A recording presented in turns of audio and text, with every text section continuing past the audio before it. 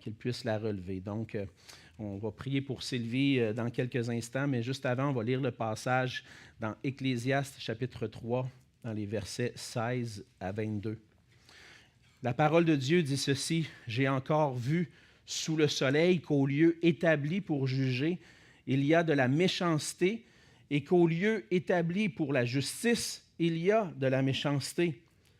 J'ai dit en mon cœur, Dieu jugera le juste et le méchant, car il y a là un temps pour toute chose et pour toute œuvre. J'ai dit en mon cœur au sujet des fils de l'homme, que Dieu les éprouverait et qu'eux-mêmes verraient qu'ils ne sont que des bêtes, car le sort des fils de l'homme et celui de la bête est pour eux un même sort. Comme meurt l'un, ainsi meurt l'autre.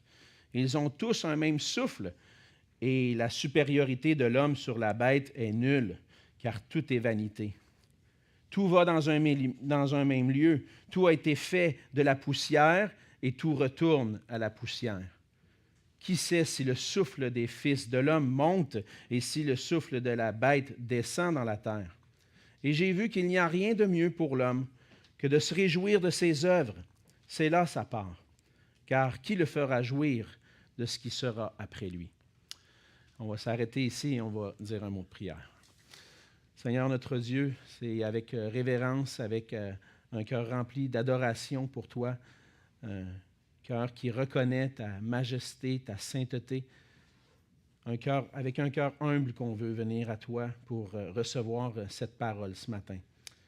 Seigneur, cette parole est précieuse pour nos âmes, pour qu'on puisse grandir en toi, apprendre à te connaître, apprendre à vivre pour toi. Et Seigneur, on te prie que tu puisses vraiment, dans ta grâce, faire une œuvre dans nos cœurs. Fais cette œuvre dont on a besoin pour qu'on soit en mesure de saisir les merveilles de ta parole, non seulement les saisir avec notre intelligence, mais aussi les saisir avec notre cœur. Qu'à travers cette parole et l'Esprit qui agit en nous, tu transformes nos cœurs pour qu'on puisse vivre pour toi, renouveler notre joie, notre désir de te glorifier et qu'on apprenne à la mettre en pratique dans nos vies pour ta gloire. Seigneur, on te prie pour ceux et celles qui ne peuvent être avec nous ce matin, qui sont retenus à la maison pour quelconque raison, et particulièrement, on veut te prier pour ceux qui souffrent. On pense à plusieurs, mais particulièrement à Sylvie ce matin, qui a eu cet accident cette semaine. On te prie dans ta grâce d'étendre ta main bénissante sur elle, que tu puisses donner aux médecins la sagesse pour bien la soigner et qu'elle puisse se relever, Seigneur. Et qu'à travers cette épreuve que tu permets dans sa vie et dans les épreuves que tu permets dans nos vies, qu'on puisse apprendre à te faire confiance, à rester ferme dans notre foi malgré les épreuves. Et c'est dans ton précieux nom et pour ta gloire qu'on te prie ces choses. Amen. Amen. Quel est votre plus grand rêve? Certainement, vous entretenez des rêves, des choses que vous aimeriez voir arriver dans votre vie. Quelle est la chose la plus précieuse à vos cœurs que vous aimeriez voir s'accomplir? Peut-être des fois, c'est des rêves un peu farfelus, un peu inatteignables, mais parfois des choses qui pourraient être possibles et qu'on chérit dans nos cœurs. On rêve tous de vivre, entre autres, vivre dans un monde où il n'y aurait pas de méchanceté ou d'injustice, où la paix règne. On a beaucoup de difficultés à accepter qu'il y ait de la méchanceté, des injustices. On voit dans les médias la violence, dans les guerres qui se passent présentement dans notre monde. Et rapidement, on peut se poser la question, mais pourquoi toute cette violence-là? Pourquoi toutes ces injustices? Et on est témoin même parfois de personnes en position d'autorité qui vont abuser de leur pouvoir et en profiter pour se servir eux-mêmes, en profiter pour commettre des injustices et de la méchanceté. Et on n'a pas besoin de réfléchir très longtemps, c'est très présent autour de nous. Mais plus près de nous, encore dans nos vies. On est parfois les victimes de la méchanceté, d'injustices qui viennent de gens qui sont parfois même proches de nous. Et on a de la difficulté à accepter la méchanceté. On a de la difficulté à accepter l'injustice. Si quelqu'un nous fait du mal, rapidement dans nos cœurs va venir un désir de vengeance, un désir de régler. Moi, lui régler son cas, moi, lui. Ah, il m'a fait telle affaire, tu vas voir, je vais lui montrer, moi. Hein, on a ce sentiment-là rapidement. Lorsqu'on vit de la méchanceté, on veut voir la justice. On veut voir que ce soit juste autour de nous. Mais dans le monde dans lequel on vit, on va vivre beaucoup de joie, mais on vit aussi beaucoup de déception. Parce qu'à travers les injustices dont nous sommes témoins, on peut vivre vraiment des déceptions. On regarde ce qui se passe, on regarde la méchanceté, puis on dit, à quoi ça sert tout ça? Et en plus de l'injustice, une des plus grandes tristesses qu'on peut vivre dans notre monde, c'est celle qui entraîne la mort, qui entraîne la mort. La mort entraîne beaucoup de tristesse, perdre un être cher, et même envisager qu'un jour je vais mourir puis je vais laisser ceux que j'aime derrière moi. Ce n'est pas quelque chose qu'on aime penser. On essaie de se faire à l'idée qu'on va tous mourir un jour, mais on n'aime pas perdre des gens autour de nous. Puis on redoute le jour où ça va nous arriver. Certainement, on peut avancer dans la vie puis tenter d'oublier ces choses-là. Ah, Alexandre, tu es négatif un matin. Arrête de penser négatif. Il faut être positif. Hein? Mais c'est des réalités qu'on vit au quotidien, qu'on doit faire face, qu'on affronte tous les jours. Puis on ne veut pas y penser. On aime mieux penser à d'autres choses. On aime mieux entretenir nos pensées avec des pensées positives. Malheureusement, la pensée positive n'est pas la solution aux graves problèmes de nos vies, parce que les problèmes demeurent. Et on a besoin de réponses plus profondes que simplement remplacer nos pensées négatives par des pensées positives. Et c'est ce qu'on veut faire ensemble. Alors qu'on est en train d'étudier la parole de Dieu. La parole de Dieu nous donne une vision du monde, une perspective qui est selon Dieu, qui nous aide à comprendre pourquoi toutes ces choses-là arrivent, qui nous aide à donner un sens à tout ça. Le Seigneur avait donné une grande sagesse au roi Salomon, un des rois en Israël, qui a vécu aux environs de 900 avant le Seigneur Jésus, avant Jésus-Christ. Et puis, il avait donné une grande sagesse à Salomon, mais même le fait qu'il ait une grande sagesse, Salomon avait quand même détourné son cœur du Seigneur pour vivre sa vie comme bon lui semble, une vie sans Dieu, à rechercher des plaisirs. Mais au milieu de cette vie sans Dieu, Salomon, qui a écrit l'Ecclésiaste, a fait des constats importants qui nous amènent dans des réflexions sur la vie sans Dieu. Et une perspective de la vie sans Dieu, ce que Salomon nous relate finalement, c'est qu'avec cette vie sans une pensée qui est conforme à Dieu, tout est temporaire, tout est éphémère, tout est vanité, tout est comme un souffle qui passe. Et j'ai beau poursuivre tous les plaisirs, les grands accomplissements, chercher la connaissance, l'intelligence, la sagesse, tout ça m'amène au même constat. Tout est temporaire, tout est éphémère.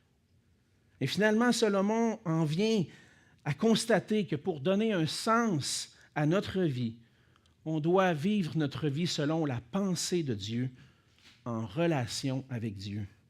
Et ce matin, on va voir ensemble, à travers le passage, que l'injustice et la mort règnent dans ce monde déchu. Et ça peut nous amener beaucoup de déception, mais notre joie se trouve dans la crainte de Dieu.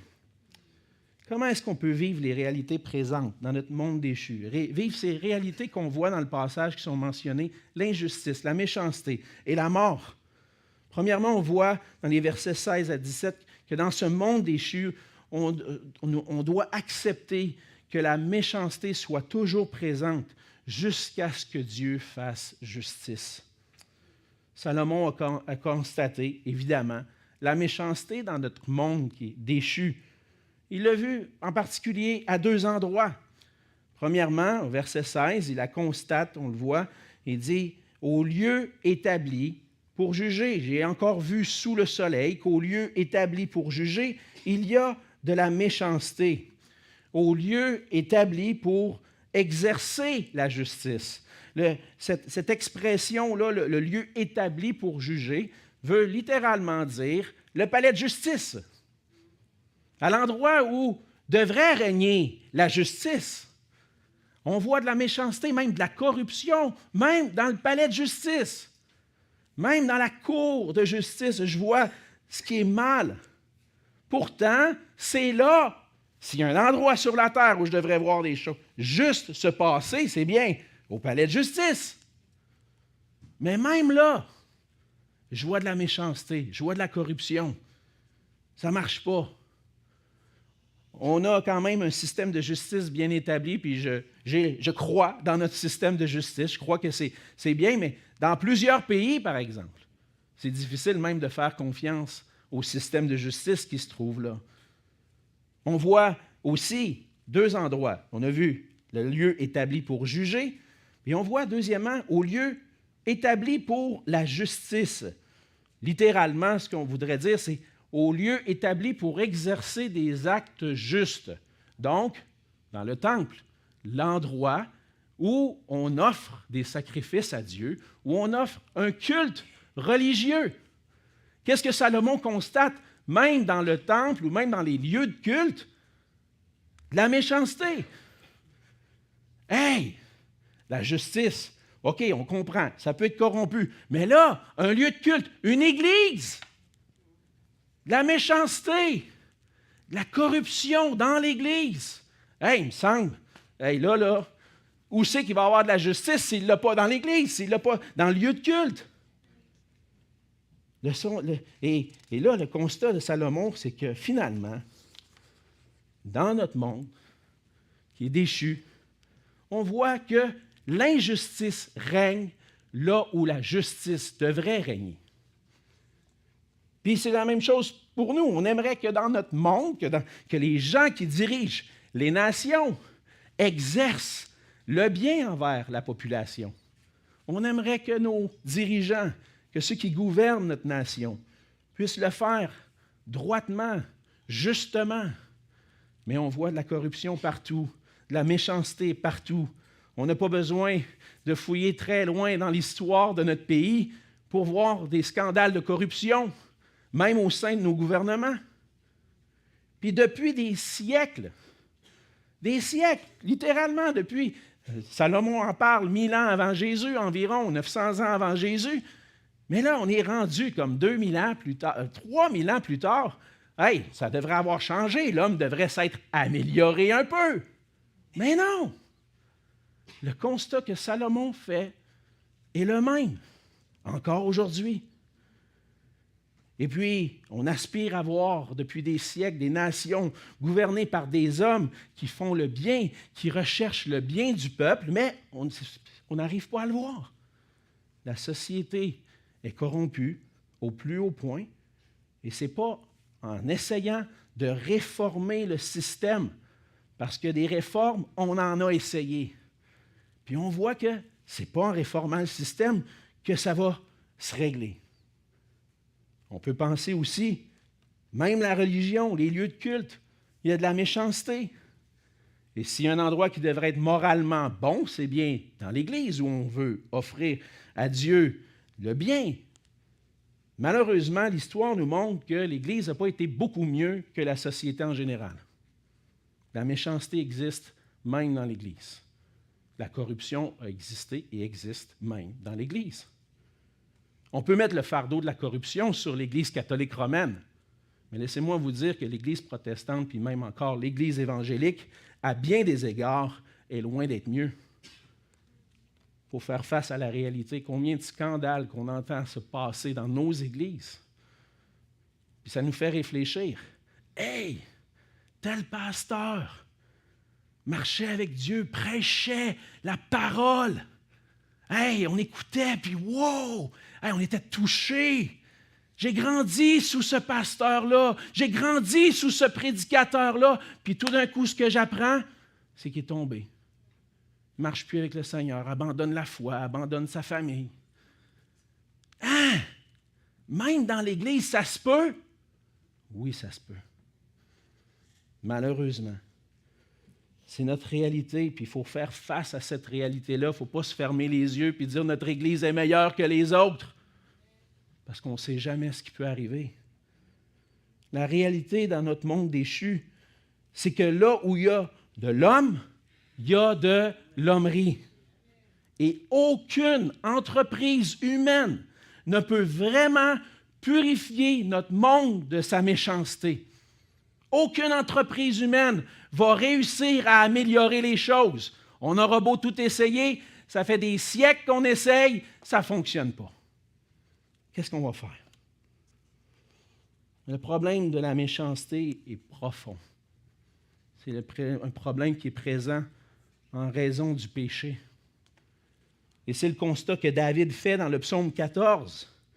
Il dit, « L'insensé dit en son cœur, il n'y a point de Dieu.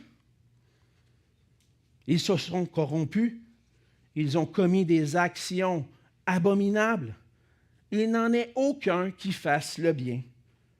L'Éternel du haut des cieux regarde les fils de l'homme pour voir s'il y a quelqu'un qui soit intelligent, qui cherche Dieu. Mais tous sont égarés, tous sont pervertis. Il n'en est aucun qui fasse le bien, pas même un seul. » Hey, t'es négatif, là. Parle-moi pas de ça. On est capable. Les hommes, on est capable quand même, on peut s'améliorer. Mais non, on ne s'améliorera jamais. Parce que le problème, ce n'est pas notre système, c'est notre cœur. Là est le problème. On est tous, par nature, des pécheurs. On a hérité de nos premiers parents, de cette nature pécheresse, de cette nature corrompue. Il est là le problème. Et c'est le cœur qui a besoin d'être réformé, d'être transformé, parce que, on le veuille ou non, on veut le faire face à la réalité ou non, c'est la vérité. Notre cœur est corrompu par le péché. Comme David le dit, tous sont égarés, tous sont pervertis. Il n'en est aucun qui fasse le bien, pas même un seul. Mais non, mais là, je vois du monde quand même qui font des bonnes actions. Pourquoi tu dis qu'il n'y a personne qui fait du bien? Bien, il faut se placer dans la perspective selon Dieu. Avec les yeux du Seigneur, qu'est-ce qui est bien? Toute œuvre qui est faite pour sa gloire. Si ce n'est pas fait pour la gloire de Dieu, c'est fait pour la gloire de quelqu'un d'autre. La mienne, celle d'un autre. Et c'est là que, quand il dit « personne fait le bien », c'est personne fait ce qui est spirituellement bien, naturellement. Ça prend une réforme du cœur pour pouvoir faire ce qui est bien. Et pour que nos cœurs puissent être changés, Jésus-Christ est venu pour nous sauver. Tout comme nous, le Seigneur Jésus est venu dans ce monde, a vécu dans ce monde déchu, mais lui était un être parfait, sans péché. Il n'a pas péché. Il était le seul homme à vivre sur la terre qui a vécu sans jamais faire ce qui est mal, parce qu'il est le Fils de Dieu qui est venu sur la terre. Et c'est lui qui est venu pour supporter les injustices et la méchanceté dans ce monde déchu. Lui, le juste, a porté nos péchés, notre méchanceté, notre injustice, pour qu'on puisse recevoir le pardon, qu'on puisse être purifiés de nos péchés, et nous, les injustes, pour qu'on puisse paraître justes devant Dieu. Et c'est là seulement Christ qui peut changer, transformer nos cœurs pour qu'on puisse vivre dans la crainte de Dieu. Là est le problème, dans mon cœur, dans nos cœurs. Et la solution ne se trouve pas dans mes moyens, mais en Jésus-Christ.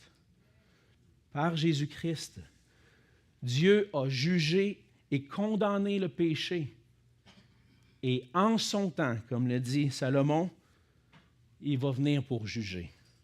Au verset 17, on lit « J'ai dit en mon cœur, en voyant tout ce qui se passait, Dieu jugera le juste et le méchant. Ça va arriver un jour. Si je vois de la méchanceté, des injustices, à un moment donné, là, je vais me consoler, Dieu va faire justice. » Et des fois, on aimerait ça que ce soit tout de suite. Maintenant. Seigneur, règle donc ça, ce problème-là. Là, je vais croire en toi si je vois que les problèmes se règlent. Mais on l'a vu dans le début d'Ecclésiaste chapitre 3 qu'il y a un temps pour chaque chose. Il y a un temps pour toute chose. Il y a un temps pour juger.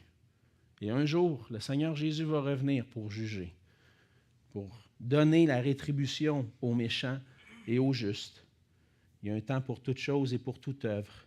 Dieu jugera le juste et le méchant. Et le juste pourra jouir de la vie éternelle parce qu'il va être trouvé en Jésus-Christ. Ce ne sera pas par mes propres œuvres, par mes propres moyens que je vais être trouvé juste devant Dieu. Je suis corrompu au plus haut point, mais seulement par la grâce de Dieu en Jésus-Christ. Je vais pouvoir jouir de la vie éternelle parce que Christ est mort pour moi. Christ est mort pour nos péchés. Mais ceux qui seront morts sans Christ seront punis pour l'éternité. Et c'est à ce moment-là que la justice va régner sous le soleil, sur la nouvelle terre, quand Jésus-Christ va restaurer toutes choses. Et c'est la réalité, le constat de Salomon dans les versets 16 et 17, c'est qu'on vit dans un monde déchu. Et on est à même de le constater nous-mêmes. La méchanceté des hommes nous amène à espérer. Est-ce qu'un jour on va pouvoir vivre dans un monde juste?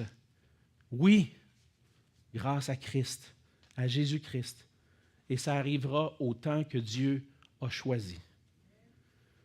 Deuxièmement, on voit un autre problème dans notre monde déchu. On doit accepter que la mort règne, mais encore une fois, que Jésus-Christ seul donne la victoire sur la mort. C'est ce qu'on voit dans les versets 18 à 21, la réflexion de Salomon. Encore une fois, il dit « J'ai dit en mon cœur ». Dire en son cœur, c'est toutes ces réflexions. Hein? On se parle à nous-mêmes, on réfléchit. Et il dit à lui-même, au sujet des hommes, des fils de l'homme, que Dieu les éprouverait. Ah, peut-être il va quand même manifester une certaine justice sur la terre. Puis il va voir que les hommes ne sont pas mieux que les bêtes. Tout le monde meurt. Ils ne sont pas mieux. Ils vont vivre les conséquences. Et Salomon a constaté que Dieu met les hommes à l'épreuve. Et l'épreuve, c'est de leur faire voir qu'ils sont mortels. C'est une vie. Puis, dans un sens, si on s'arrête là puis dire on est mortel, on meurt, on n'est pas mieux que les bêtes, il n'y a rien d'autre, bien, c'est dans une vision du monde qui n'inclut pas Dieu pour nous amener à comprendre. Parce que sans Dieu, c'est vrai, on n'est pas plus que des animaux. On est des animaux, on est évolué, hein? On est pas mieux on s'est peut-être amélioré un petit peu par rapport à d'autres, mais au final, on meurt, le souffle s'en va. Qu'est-ce qu'il y a de plus? C'est une vision du monde sans Dieu. Ce qui est poussière retourne à la poussière. Mais avec Dieu, et je pense que Salomon a ça à l'esprit quand même s'il ne le mentionne pas, il est dans les réflexions, mais ultimement, il y a une pensée qui est là, qui croit en Dieu. Dieu veut nous amener à voir que cette pensée-là ne fait pas de sens. L'homme est supérieur aux animaux dans un sens. Dans une vision du monde qui est conforme à celle de Dieu, l'être humain est une créature créée à l'image de Dieu, différent des animaux. Et Dieu nous a confié la domination sur la création. C'est nous qui représentons Dieu sur la terre pour gérer la création, gérer le monde dans lequel on vit. Et finalement, notre âme va aller au ciel après la mort. Donc, les questions de Salomon, il faut toujours dire de quelle manière il pense. Et je pense qu'il pense comme quelqu'un qui regarde la vie sans Dieu. On n'est pas mieux que les animaux. Mais dans la vie avec Dieu, quand Dieu nous révèle dès la Genèse qu'on a été créé à son image, il y a quelque chose de différent entre l'homme et le reste de la création. Et cette différence-là, c'est l'image de Dieu en nous. On est mortel quand même. Pourquoi? Parce que le péché a entraîné un jugement, la mort de tous les êtres humains. Et la mort règne parce que le péché règne. Sans une vision du monde selon Dieu, c'est difficile à comprendre. Pourquoi on meurt? Et ça nous aide à comprendre aussi pourquoi on va investir tellement d'argent dans de la recherche pour nous aider à vivre le plus longtemps possible. En Occident, l'espérance de vie n'a jamais été aussi grande.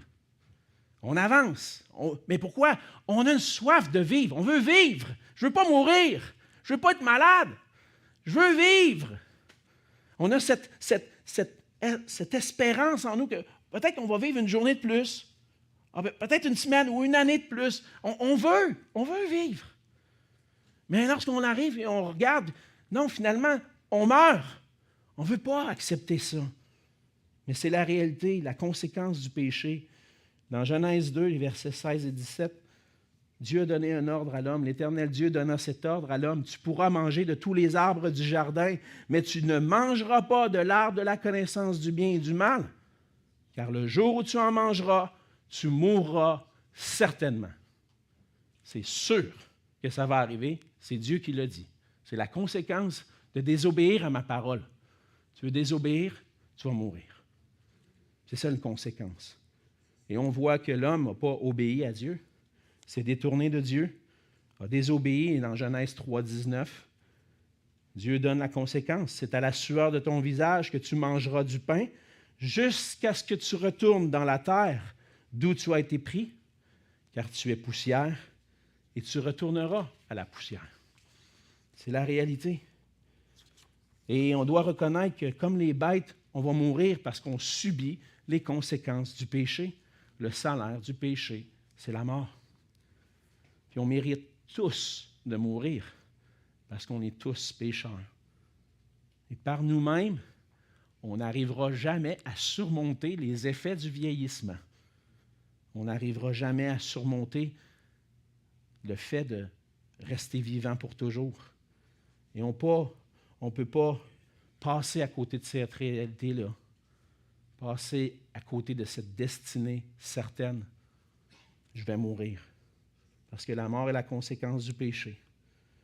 Mais il y a un espoir quand même. Un espoir de vie. Si on aspire à vivre, on a soif de vivre, il y a un espoir parce que Jésus-Christ, par Jésus-Christ maintenant, on peut avoir la victoire sur la mort par la vie éternelle. À cause du péché, on encourt la mort physique, mais aussi la mort spirituelle. La mort spirituelle, c'est la séparation d'avec Dieu, d'être séparé de Dieu pour l'éternité. Mais Jésus-Christ est venu pour nous délivrer de cette séparation-là, de cette mort éternelle.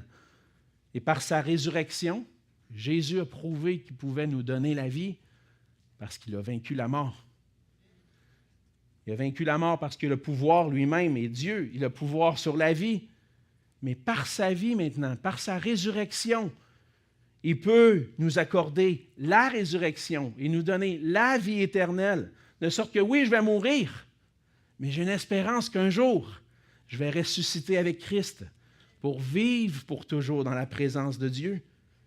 Et c'est ce qu'on espère tellement, pouvoir vivre pour toujours. Mais cette réalité-là devient vraie en Jésus-Christ.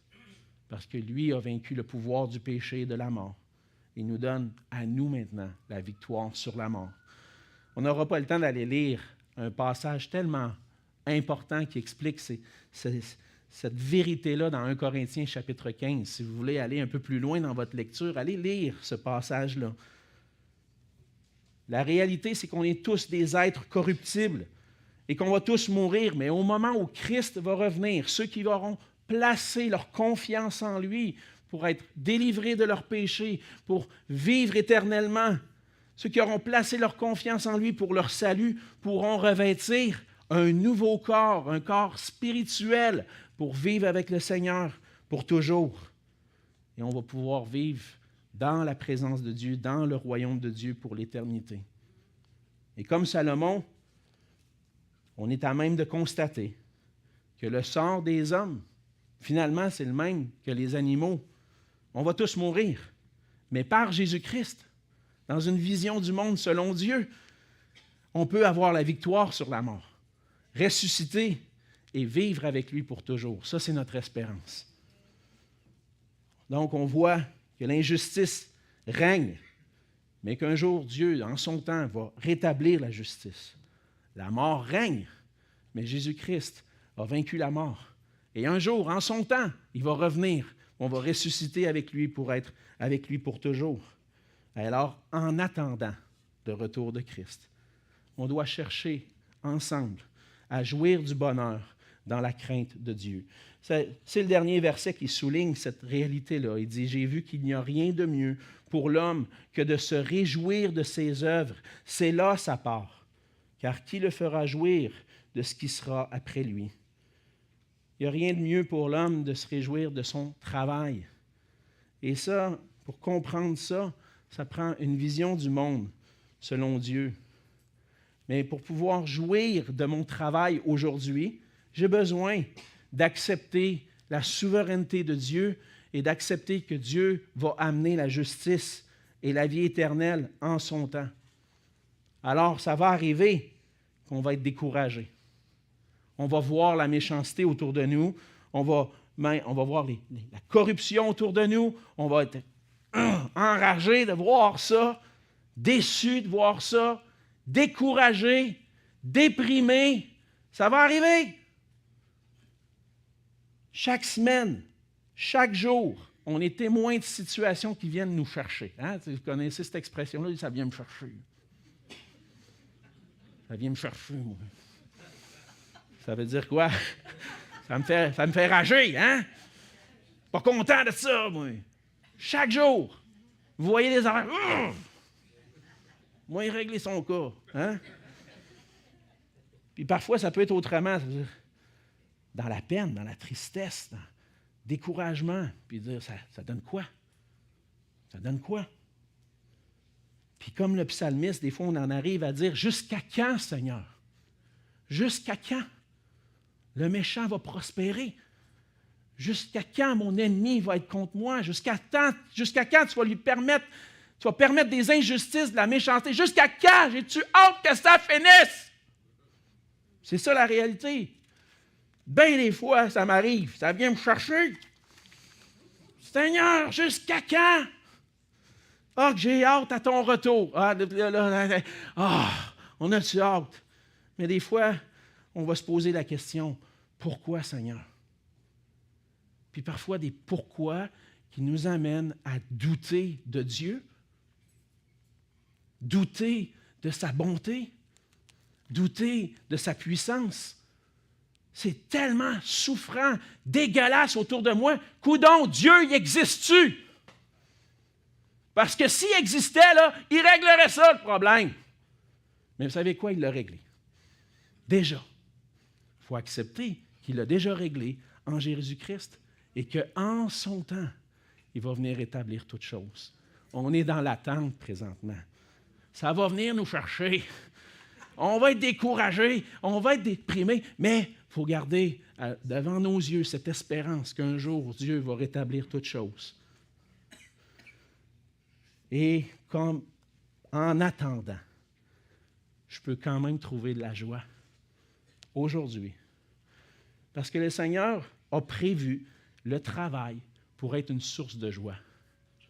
De pouvoir travailler, puis Souvent, on a tendance à ne pas voir le travail comme une source de joie, mais plutôt comme j'ai-tu hâte d'être rendu à ma retraite, tu sais. Tu sais, je travaille, là, je mets de l'argent de côté, mais aussitôt que je peux, là, ciao, bye, moi je donne ma démission, je m'en vais. Hein? Je vais aller acheter mon condo dans le sud, mon chalet dans le nord, tu vas voir, je vais vivre. Hein? C'est ça qu'on veut. Mais dans le fond, le travail est pénible à cause du péché, mais Dieu avait déjà créé le travail avant, puis le travail peut être une source de joie lorsqu'on l'accomplit dans la crainte de Dieu. Lorsque je l'accomplis pour la gloire de Dieu. Dans notre travail, le Seigneur nous amène à le glorifier en faisant un bon travail, en faisant ce qui est bien. Il nous amène à le glorifier en faisant du bien aux autres. Je pense à tous ceux qui travaillent dans le domaine de la santé. Il y a tellement de malades dans nos hôpitaux, tellement de gens qui ne peuvent même pas être soignés. Vous êtes l'exemple d'un travail qui glorifie Dieu. Prendre soin de ceux qui sont dans le besoin. Prendre soin, manifester de l'amour envers ces gens-là. Puis réfléchissez un petit peu, puis partout où vous allez, dans votre travail, ce que vous faites comme travail, c'est un travail qui est là pour aider, pour servir, pour glorifier Dieu. Et si tu es découragé avec tout ce qui se passe autour de toi, Dieu peut te donner la joie dans l'amour que tu apportes aux autres dans ton service. Alors, c'est possible de jouir du bonheur dans notre travail lorsqu'on le fait pour la gloire de Dieu, dans la crainte de Dieu. Le vrai bonheur se trouve là, dans une vie qui est attachée à Dieu, qui craint Dieu, qui veut servir le Seigneur. À la fin de l'Ecclésiaste, je vous l'ai dit, je reviendrai souvent, je vais y revenir souvent parce que la fin, même si tout le long c'est négatif, la fin a une belle conclusion. Un jour, on va être dans la présence de Dieu, puis tu peux trouver ta joie dans la crainte de Dieu, à craindre Dieu. Parce qu'un jour, on va vivre dans sa présence. Et c'est pour cette raison-là qu'on a été créé, pour jouir de la présence de Dieu. Peut-être que tu peux chercher ta joie dans plein de choses aujourd'hui, plein de choses que tu n'arrives pas à satisfaire ton cœur, parce que la seule chose qui peut satisfaire ton cœur, c'est d'être dans la présence de Dieu. Et par la foi en Jésus-Christ, il nous est possible de nous approcher de lui, de vivre le bonheur de sa présence, maintenant et pour toujours. Mais pour vraiment vivre la joie, j'ai besoin d'approcher mon cœur du Seigneur. Parce que toutes les choses que je vois dans la vie vont me décourager, me décevoir bien souvent. Puis notre réconfort, c'est de vivre dans la pensée de Dieu, dans la conformité à sa volonté. Je vous le dis, ce passage-là, cette semaine, m'a beaucoup aidé. M'aide à voir que même si ça vient me chercher, puis je vais être déçu, puis des fois me dire « à quoi bon ?» Puis je vais être découragé. Je me suis approché du Seigneur, puis en étudiant le passage, puis en priant, j'ai dit « Seigneur, c'est ça. Ma joie est en toi. Merci de me montrer qu'ailleurs qu'en toi, j'ai pas de joie. » Puis ça prend la déception pour s'en rendre compte. Parce que je suis déçu, je suis découragé, il n'y a rien qui me donne la joie. Mais finalement, je me suis approché, puis le Seigneur m'a rappelé, il dit, « Alexandre, pourquoi tu cherches ton bonheur ailleurs? C'est près de moi qu'il est. Auprès de Dieu, c'est là mon bien. Puis je veux m'approcher de lui. » Alors on peut se réjouir. On peut se réjouir parce que en Jésus-Christ, notre travail n'est pas vain. Notre travail sert à la gloire de Dieu. Et Dieu a prévu toutes choses parfaitement parce que tout ce qu'il fait est parfait. Donc, on a vu ce matin que l'injustice et la mort règnent dans un monde déchu, mais notre joie se trouve dans la crainte de Dieu, à s'approcher de Dieu, à vivre une relation avec Dieu. La crainte de Dieu m'aide à accepter que la méchanceté soit présente, m'aide à être patient qu'un jour, Jésus va revenir, il va faire justice. C'est la crainte de Dieu qui m'aide à affronter cette difficulté-là. La crainte de Dieu me conduit à Jésus-Christ, qui est le seul qui peut me faire me donner la vie éternelle, me faire vivre éternellement, me donner la victoire sur la mort. Et la crainte de Dieu, m'approcher de Dieu, m'amène à jouir du vrai bonheur, puis de vivre dans sa présence pour toujours. Es-tu découragé ce matin de voir la méchanceté, l'injustice, de voir la mort, que la mort est notre destinée, on ne peut pas passer à côté? Peut-être déçu de ce que tu vis présentement. Je ne connais pas toutes vos vies. Mais rappelle-toi ce matin que le Seigneur Jésus dit à tous ceux qui sont découragés, fatigués, chargés, venez à moi. C'est peut-être le pas que tu dois faire ce matin. Moi, tu dis, oui, mais comment je fais ça? Venir à Jésus. Jésus nous parle à travers sa parole. Jésus nous parle à travers des messages que tu entends, à travers la parole. Jésus il dit, viens à moi, écoute ma parole.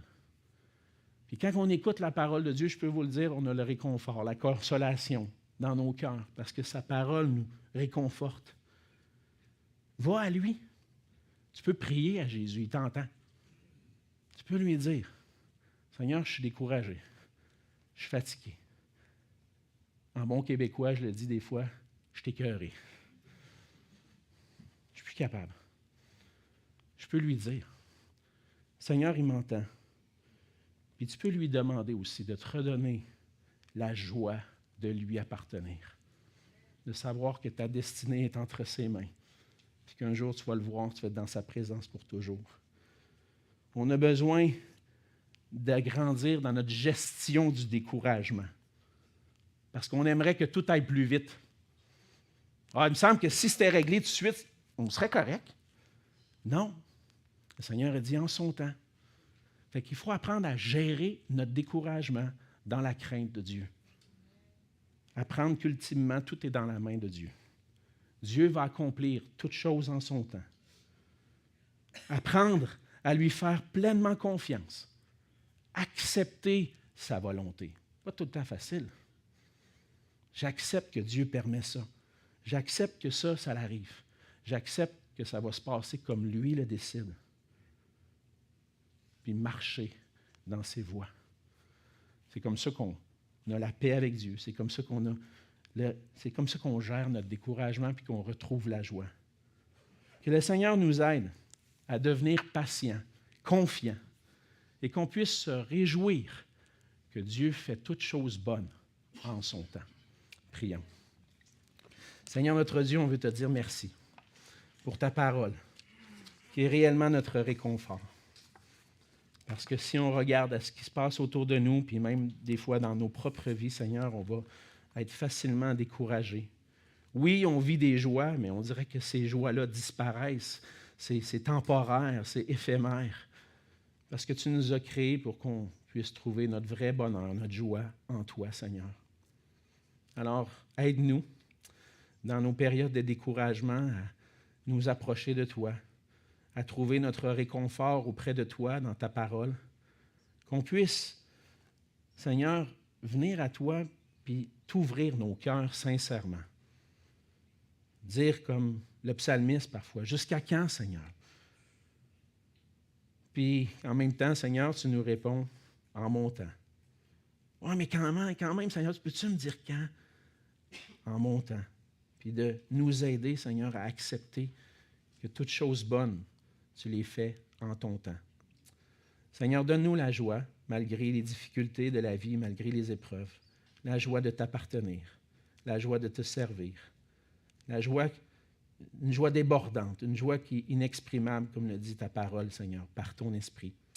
Qu'on puisse avoir cette joie de vivre pour toi et qu'ensemble, on puisse s'encourager à garder les yeux fixés sur toi, les cœurs attachés à toi. Et c'est dans le nom de Jésus.